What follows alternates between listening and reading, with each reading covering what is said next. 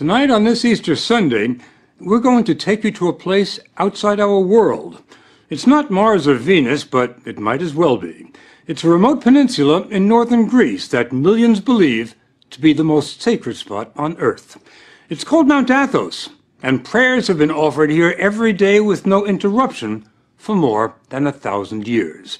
It was set aside by ancient emperors to be the spiritual capital of Orthodox Christianity, and has probably changed less over the centuries than any other inhabited place on the planet. The monks come here from all over and do everything they can to keep what they call the world far away. Not surprisingly, journalists are not exactly welcome. For more than 2 years now, we've been corresponding, negotiating, and frankly pleading for an invitation, but ran into one monastic wall after another. Then, much to our surprise and delight, a few months ago, the monks said, "Okay, come see who we are." The story will continue in a moment.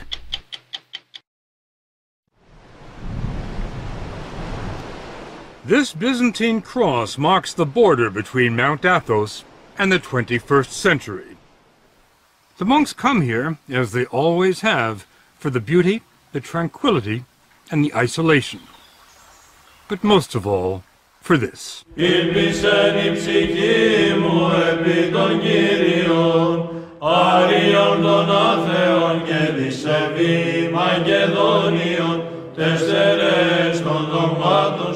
Father Iakovos is one of the few Americans on the mountain. He's been here more than half his life. You have to understand the words that we're saying in today's liturgy are the same words that Christ was saying, the same words that saints from the 1st century, the 2nd century, the 3rd century, the 4th century. And nothing has changed in Orthodoxy since then. It's the only branch of Christianity that can make that claim. Father Eliseos is the abbot, the top man, at Simonos Petros, one of the 20 monasteries. It was Abbot Eliseos who invited us here, and never let us forget what a rare privilege it was. It happened once, in 1981. The last time you invited a television crew here was 1981. Correct. We weren't going to invite you, but your persistence convinced us to open the door.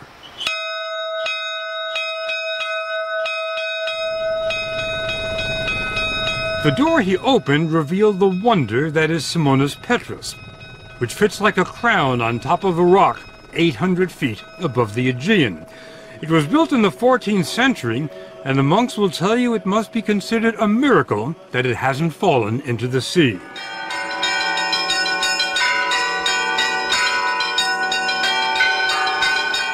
There are 20 monasteries on Mount Athos. Some look like medieval fortresses.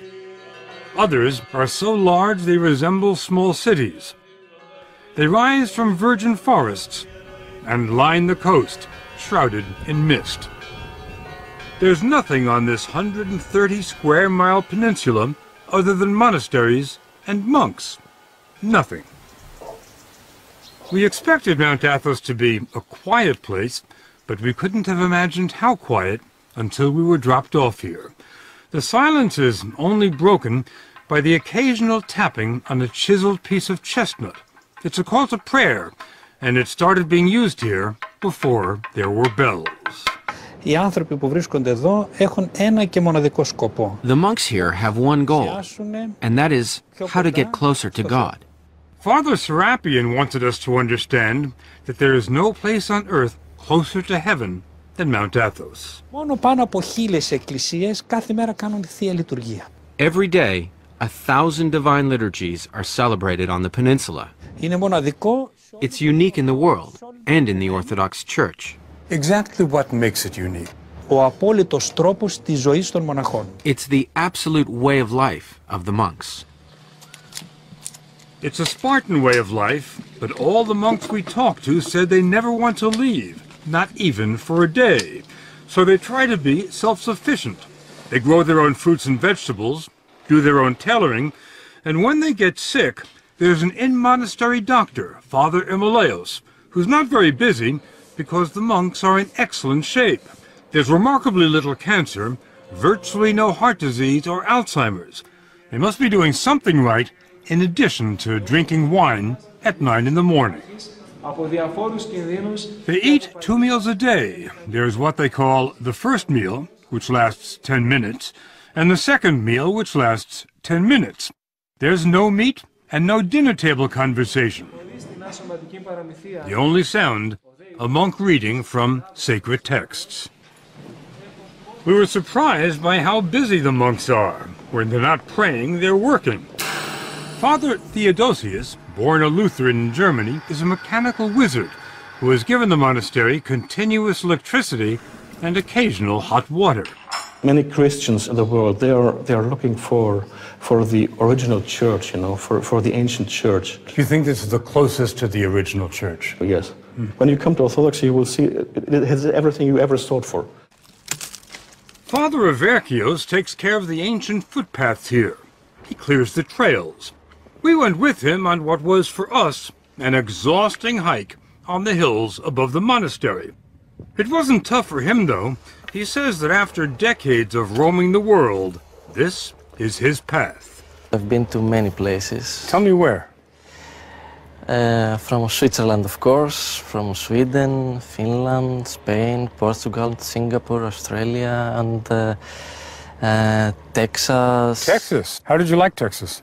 I liked very much. I liked mostly the people. Now, with all the traveling you've done, how did you end up here?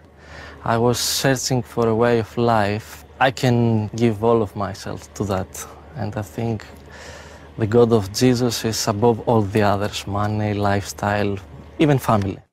The family at Simonas Petrus consists of 54 monks from 8 countries. Father Yakovos came here 25 years ago from Winthrop, Massachusetts. This is about as beautiful as it gets. I think so. He took us on a tour of the monastery. It'd be tough enough to build a monastery on top of a rock today, but how did they do it in the 13th century? You know, that's something which even modern-day architects are amazed at. When the workers came and saw the site where St. Simon, the founder of our monastery, wanted to build, they looked at him and they said, "You're crazy." Are you crazy? Of course. So being crazy was not a bad thing? No, not at all. Now, back then, how did you get stuff up here? We have mules. It takes 15 minutes to walk through the monastery into the sunlight. Enough time to find out that Father Yakovos' journey to Mount Athos started at the age of 6, when his father showed him a picture. It was just so impressive. And I turned around and I said to him, Dad, you know, I don't think that I'm going to be able to believe that somebody lives in that building until I step on those balconies myself. Destiny. It is a little bit, too. From the age of 6. Yes. Father Yakovos doesn't follow what's going on in Winthrop or anywhere else today. There are no newspapers, no radio, no television on Mount Athos. There are a few telephones, and Father Yakovos got a call last year. His father was dying. Prior to his death, he was asking if I would go so I could see him one last time. Reasonable request. From a father, I think so. My response was negative, though. You didn't go? I didn't go. I didn't go because of the fact that monastics do not go to funerals of their relatives or their friends. They remain here at the monastery. When your father asked you to come see him one last time, and you said no, was there any feeling of, I'm letting my father down? Not at all. I know that we're going to see each other in paradise one day. The whole idea at Mount Athos is not only to isolate oneself from the outside world, but to let go of all memories of one's past life. The purpose of your being here, as I understand it, is prayer without distraction. I'm not being distracted now. Why are you laughing? First, tell me why you're laughing. Why am I laughing? Because St. Paul says we're to pray unceasingly. What's funny about that? That's not what's funny about it. What's funny is how you think I can stop praying. You're praying Every minute of the day. Even right now when we're talking. Really? Of course. You don't see Father Iakovos praying while he's talking, but look at these other monks. Their lips never stop moving, not for a second. They just keep reciting the Jesus prayer day and night. Lord Jesus, have mercy on me. It becomes like breathing. Some monks say they can pray when they sleep, and they get no more than 3 hours sleep a night. But Mount Athos gets more applicants than it can handle. It's harder to get into than Harvard. The man comes as a novice, he's free to leave if he doesn't like it, and the monks can tell him to leave if they don't like him. When a novice arrives here, can you tell whether he's going to make it or not? Can you tell whether he's going to qualify to be a monk?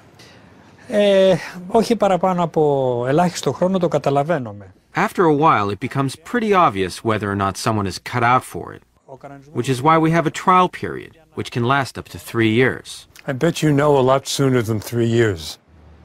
Vivers. Certainly. Once he's accepted into the community, it's a lifetime commitment, and life never changes here. Never.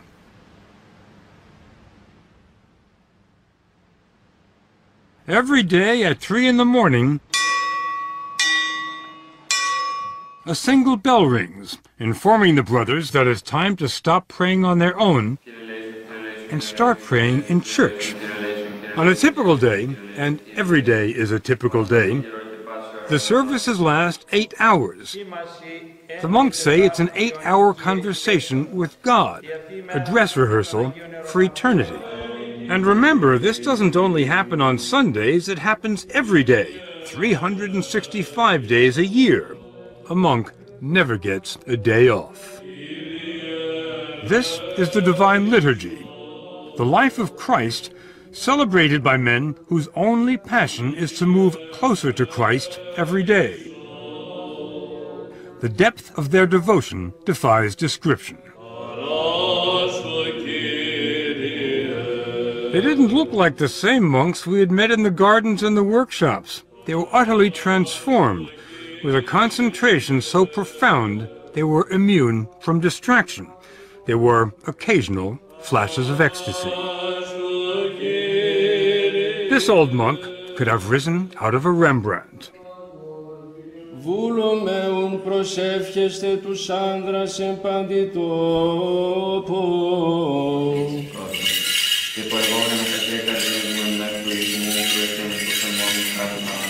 There are no musical instruments in the church, just chanting. Chanting without end.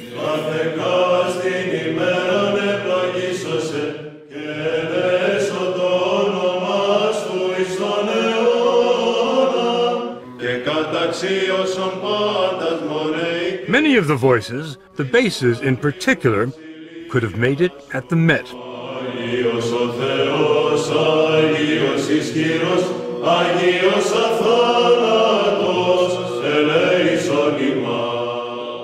We didn't understand the words. We didn't really have to. This phrase we knew.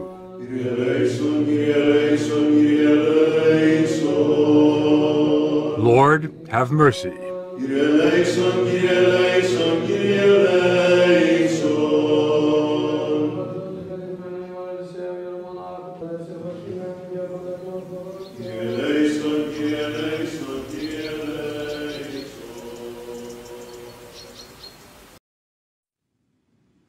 The most miraculous thing about Mount Athos may simply be the fact that it's still there.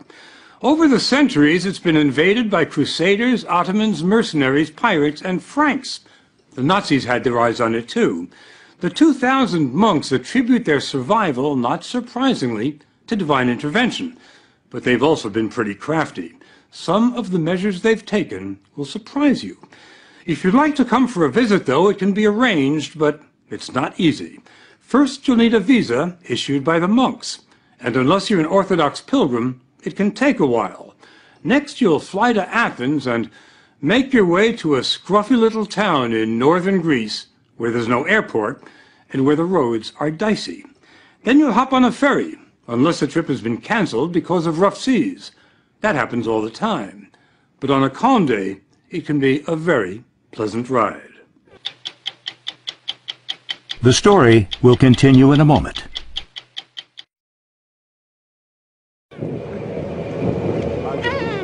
The monks will tell you it takes years of prayer and soul-searching before they're ready to leave the world for Mount Athos. For the likes of us, though, it takes little more than an hour. It was the beginning of Lent when we took these pictures, and the ferry was packed with pilgrims from all over the Orthodox Christian world. Greeks, Bulgarians, Serbs, Romanians, Russians. It wasn't long before the first monasteries came into view, and we thought we were sailing to Byzantium, to a fantasy land of castles and palaces.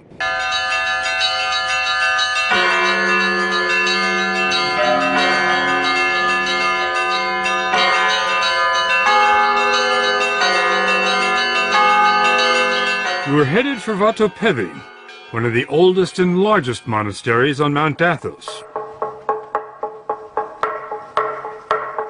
It had the feel of a medieval city.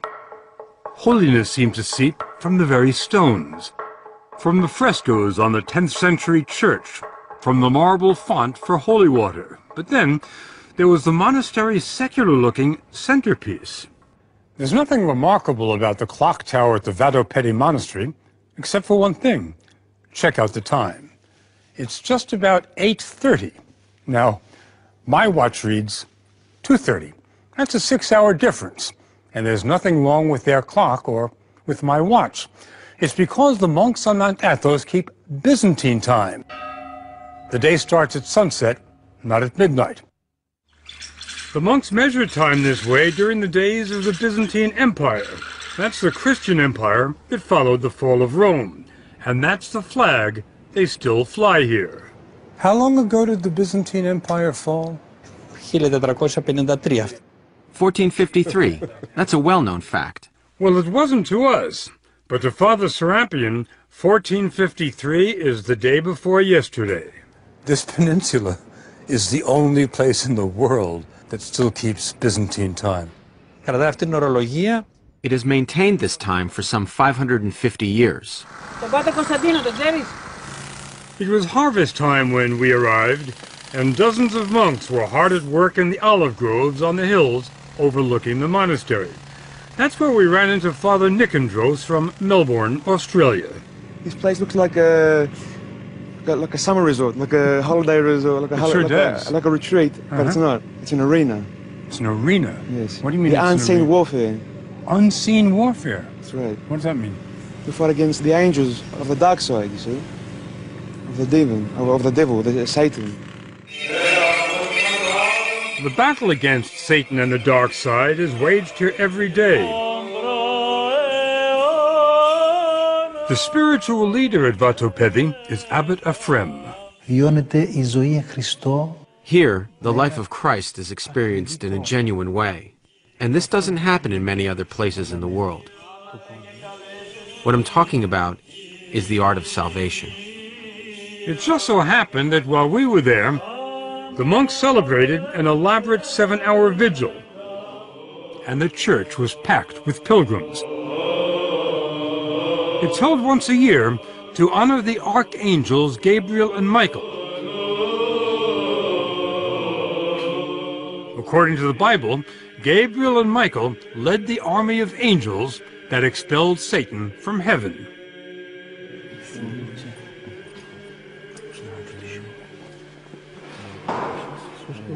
The church's relics are brought out every day, and pilgrims ask for the blessing of the saints. The most sacred relic on the entire peninsula is in this case, fabric said to be part of a garment worn by the Virgin Mary. The irony is that while the Mother of God is revered here, no other woman is permitted to even set foot on Mount Athos. It's been like that for 1,000 years. The reason, according to Orthodox doctrine, is that Christ gave the peninsula to his mother, and all other women have been excluded so as to fully honor the Virgin Mary. It's also been said that in the days before the ban, when women did come here, the monks became distracted and couldn't devote themselves entirely to prayer. They say it's been a lot easier since the last lady left. Keeping women out certainly wasn't much of a problem 300-400 years ago. Do you feel that's becoming problematic today? I don't think so, because the monastery itself and all the land around it is our property. And if we don't want women coming onto our property, we have every right to do that. Mount Athos may be the last all-male bastion in the world, and Father Arsenio says it has to stay that way. Here we are concerned solely with purity and our elevation to eternity. If women are permitted, they'd bring their families and their children. This place would become a tourist attraction and no longer a place of silence. If we wanted to experience profound silence, we're advised to go to Stavronikita. It's the smallest monastery on the Holy Mountain, but it has some of the most remarkable treasures. You stay in the silence just by walking in. There's no electricity here, so the icons and mosaics are illuminated only by shafts of sunlight and a few candles. St. Nicholas, the patron saint, John the Baptist, and the Virgin Mary. We were stunned by the magnificence of the art here, but then we ran into Father Maximus, a former professor at the Harvard Divinity School. He told us what we were seeing cannot be described as art. They're devotional objects, and they're part of the living liturgical life of the church. So we don't have any art, and we're not a museum. I mean, to put it starkly. Whatever you call it, it's priceless. That's why the monasteries have been invaded and plundered so many times over the centuries. The monks' most recent brush with history happened only 70 years ago. The Nazis were coming their way. In the spring of 1941, the Germans invaded and occupied Greece. They marched up the Acropolis, raised the swastika beside the Parthenon, and were about to invade. The monks asked for a meeting with Nazi officers who advised them to appeal to Hitler himself. And the monks wrote a letter to Hitler. A letter was written, and in the letter the monks identified themselves. They said, "This is who we are." And they asked Hitler to place the Holy Mountain under his personal protection. What kind of response did you get? Well, it seems that Hitler liked the idea and accepted the invitation to become the personal protector of the Holy Mountain. Well, let me just get that straight. Hitler, the personal protector of the Holy Mountain. That's right. That's right. Hitler did send a team of German academics to Mount Athos. They took 1,800 pictures of the mountain's treasures, and it wasn't because they enjoyed photography. Hitler wanted the monastery's riches in Berlin. The professors were sent as an advance team to catalog the treasures of the Holy Mountain so that a selection of things could be made to be removed. Didn't happen, did it? No, it didn't. Not a single thing was taken. Father Maximus believes they have the Russians to thank for that by the time the Nazi scholars completed their work, Hitler was bogged down in Russia and wasn't thinking about icons. That Nazi period has been largely forgotten here. To the monks, it was just one more blip on the road, and a small one at that. Today, Vatopedi is the most popular destination on the mountain. It hosts 35,000 pilgrims a year and offers more than spiritual sustenance. The monks have their own fishing boats, and the catch is pretty good. The fish are served fresher than in any Greek restaurant. The refectory dates from the 12th century, and since the 12th century, the food here has been free. Vatopedi has been supported by rich benefactors, emperors, princes, kings, and today, partially by pilgrims with deep pockets who commission icons in the making. But the ancient treasures? Not a chance. They can't even see them. They're under lock and key. It's not a new security system, but it works. Normally, it takes more than one monk to unlock the door, because no one monk is allowed to have all 4 keys at the same time. It's sort of a medieval version of the nuclear launch control.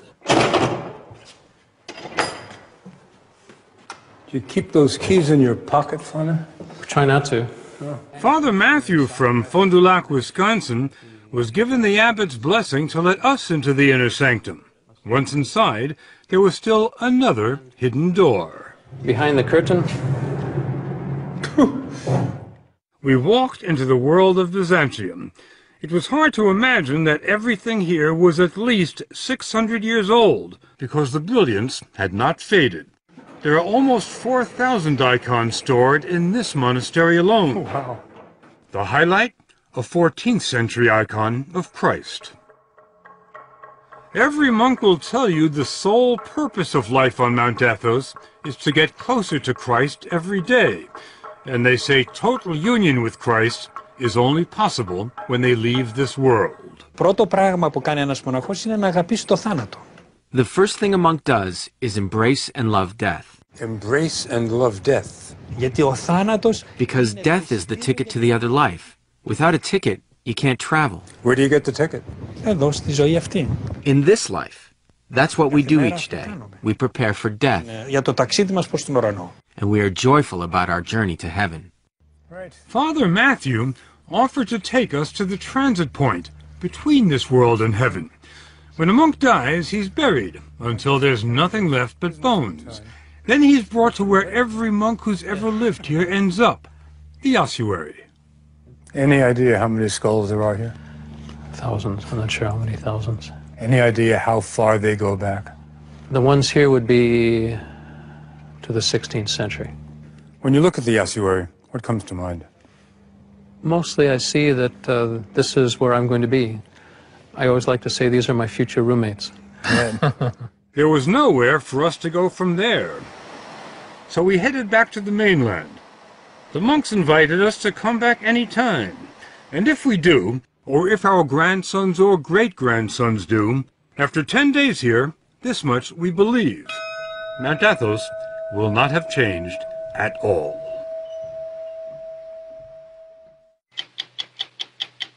Go to 60minutesovertime.com to see the challenges of scaling and shooting a story on Mount Athos.